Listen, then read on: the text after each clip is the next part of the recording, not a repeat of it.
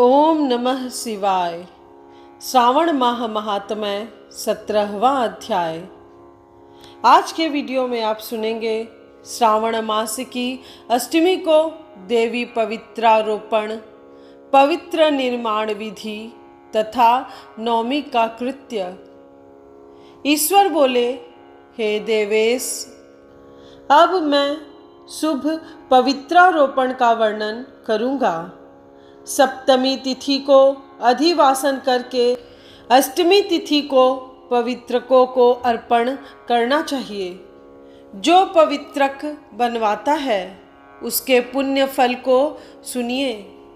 सभी प्रकार के यज्ञ, व्रत तथा दान करने और सभी तीर्थों में स्नान करने का फल मनुष्य को केवल पवित्र धारण करने से प्राप्त हो जाता है, क्योंकि भगवती शिवा सर्वव्यापिनी है।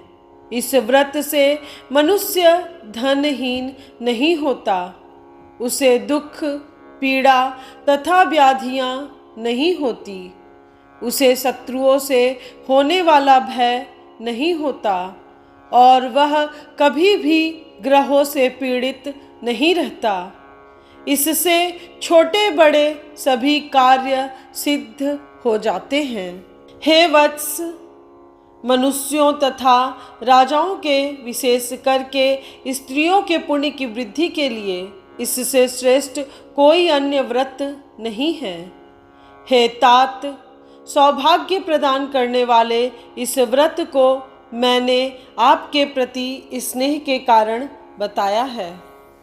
हे ब्रह्मपुत्र, श्रावण मास के शुक्ल पक्ष की सप्तमी तिथि को अधिवासन करके देवी के प्रति उत्तम भक्ति से संपन्न वह मनुष्य सभी सामग्रियों से युक्त होकर सभी पूजा द्रव्यों, गंध, पुष्प, फल आदि अनेक प्रकार के नैवेद्य तथा वस्त्राभरण आदि संपादित करके इनकी शुद्धि करे।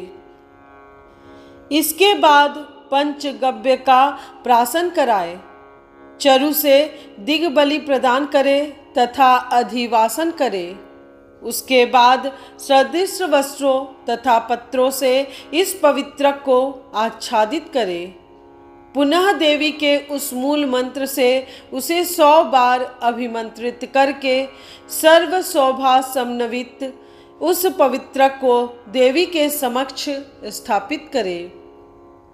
इसके बाद देवी का मंडप बनाकर रात्रि में जागरण करें और नट, नर्तक तथा वारांगनाओं के अनेक विध कुशल समूहों और गाने बजाने तथा नाचने की कला में प्रवीण लोगों को देवी के समक्ष स्थापित करें। उसके बाद प्रातः काल विधिवत स्नान करके पुनः बलि प्रदान करें। इसके बाद विधिवत देवी की पूजा करके स्त्रियों तथा द्विजों को भोजन कराएं। पहले देवी को पवित्रक अर्पण करें और अंत में दक्षिणा प्रदान करें।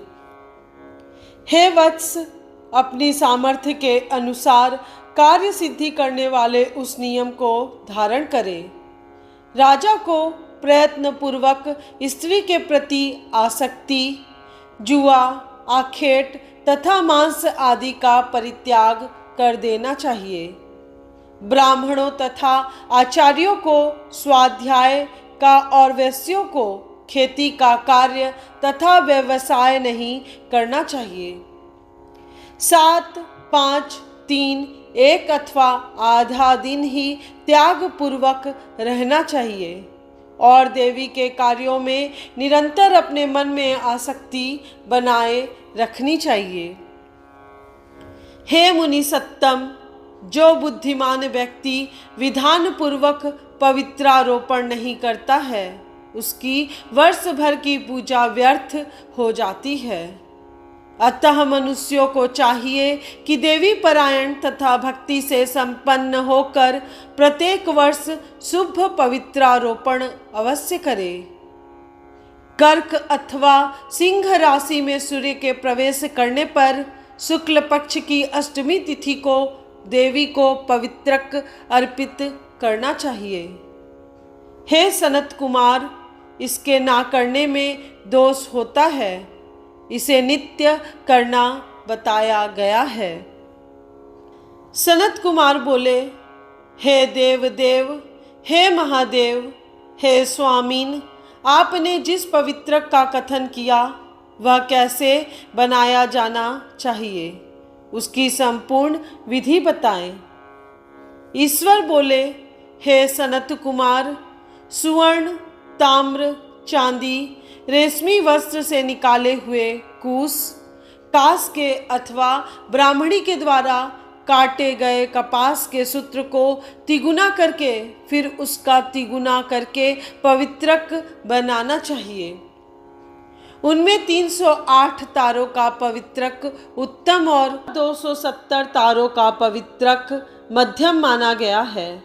180 तारों वाले पवित्रक को कनिष्ठ जानना चाहिए।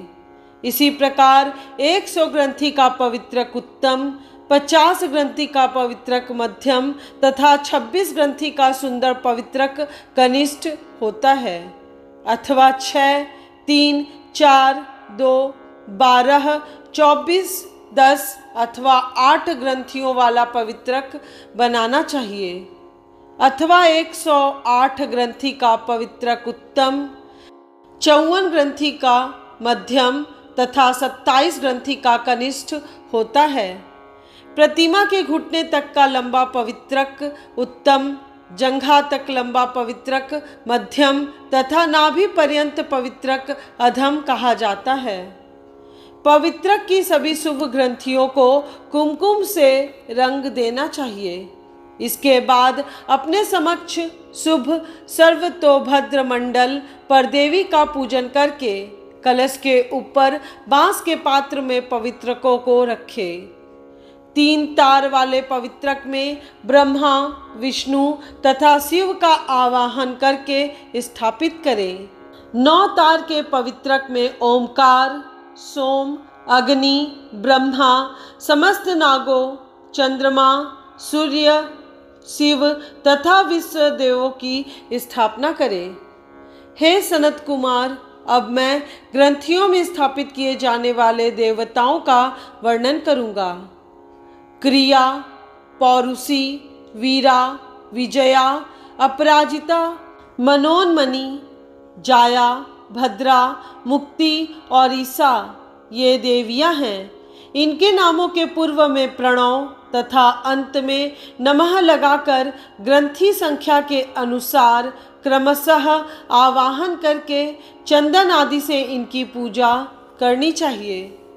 इसके बाद प्रणव से अभिमंत्रित करके देवी को धूप अर्पण करना चाहिए। हे सनत कुमार, मैंने आपसे देवी के इस शुभ पवित्रारोपण का वर्णन कर दिया। इसी प्रकार अन्य देवताओं का भी पवित्रारोपण प्रतिपदा आदि तिथियों में करना चाहिए। मैं उन देवताओं को आपको बताता हूँ। कुबेर, लक्ष्मी, गौरी, गणेश, चंद्रमा, बृहस्पति, सूर्य, चंडिका, अम्बा, वासुकी, ऋषिगण, चक्रपाणि, अनंत, शिवजी, ब्रह्मा और पितर, इन देवताओं की पूजा प्रतिपदा आदि तिथियों में करनी चाहिए। यह मुख्य देवता का पवित्रारोपण है। उनके अंग देवता का पवित्रक 3 सूत्रों का होना चाहिए। ईश्वर बोले, हे विपेंद्र, अब मैं श्रावण मास के दोनों पक्षों की 9वीं तिथियों के करणीय कृत्य को बताऊंगा।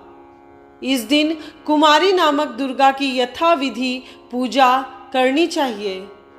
दोनों पक्षों की 9वीं के दिन नक्त व्रत करें और उसमें दुग्ध तथा मधु का आहार ग्रहण करें अथवा उपवास करें। उस दिन कुमारी नामक उन पाप नाशनी दुर्गा चंडिका की चांदी की मूर्ति बनाकर भक्ति पूर्वक सदा उनका अर्चन करें। गंध, चंदन, कनेर के पुष्पों, दशांग, धूप और मोदकों से उनका पूजन करें। उसके बाद कुमारी कन्या, स्त्रियों तथा विप्रों को श्रद्धापूर्वक भोजन कराएं। फिर मौन धारण करके स्वयं बिल्व पत्र का आहार ग्रहण करें। इस प्रकार जो मनुष्य अत्यंत श्रद्धा के साथ दुर्गा जी की पूजा करता है वह उस परम स्थान को जाता है जहाँ देव बृहस्पति विद्यमान हैं। हे विधि नंदन, यह मैंने आपसे नौमी तिथि का कृत्य कह दिया। यह मनुष्यों के सभी पापों का नाश करने वाला, सभी संपदाएं प्रदान करने वाला, पुत्र पौत्र आदि उत्पन्न करने वाला और अंत में उन्हें उत्तम गति प्रदान करने वाला है। इस प्रकार श्री स्कंद पुराण के अंतर्गत ईश्वर सनत कुमार संवाद में श्रावण मास महात्म्य में अष्टमी तिथि को देवी पवित्रारोपण नामक 17वां अध्याय पूर्ण हुआ। इस चैनल के अगले वीडियो में श्रावण महात्म्य 18वां अध्याय जरूर सुनिएगा, जिसमें आशा दशमी व्रत के विधान का वर्णन किया गया है।